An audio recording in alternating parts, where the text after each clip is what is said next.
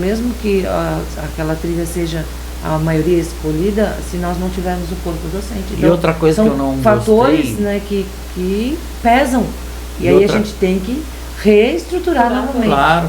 E outra coisa que eu achei estranho... Aí entra a gestão, para te ver, como tu falou no começo, a gestão, né, tu não faz o planejamento da sala de aula, mas tu quebra a cabeça pensando se tu vai ter o professor para lecionar aquela disciplina, o professor para pôr naquela trilha, né, se tu vai ter uma infraestrutura, claro. E aí a gestão fica batendo cabeça para tentar resolver. E uma coisa que eu também não me agradou da trilha, e olha que eu estou falando, nem estava participando de escola nenhuma, eu só que eu vi de notícias, então posso até dar dando um balão, vocês me corrijam, né?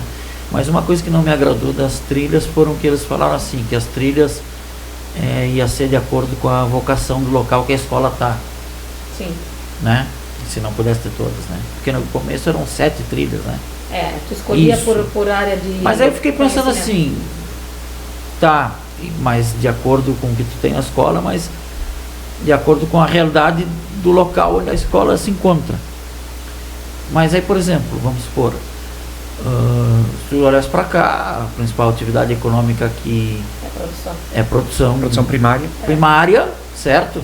Então a trilha aqui, se fosse levar isso em conta, seria direcionada para essa área do conhecimento. Quer dizer, nunca mais tu ia formar advogado, médico, entendeu? Tu ia formar gente para produção só para essa trilha. Só que acho que o erro maior das pessoas é achar que a trilha te forma para alguma coisa. Mas ele te direciona a formação.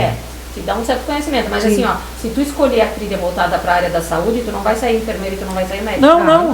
Mas tu vai ter mais biologia. Não, só para quem Mas tu vai ter mais biologia e menos história. E outra coisa importante também é assim, outra coisa que é importante né, é que não é porque ele escolhe, por exemplo, a área da saúde, que ele vai ter que escolher uma faculdade depois dentro da área da saúde. Ele pode fazer de outra área. Mas quem ofereceu a ideia das trilhas, pelo menos a nível nacional, falava nesse sentido.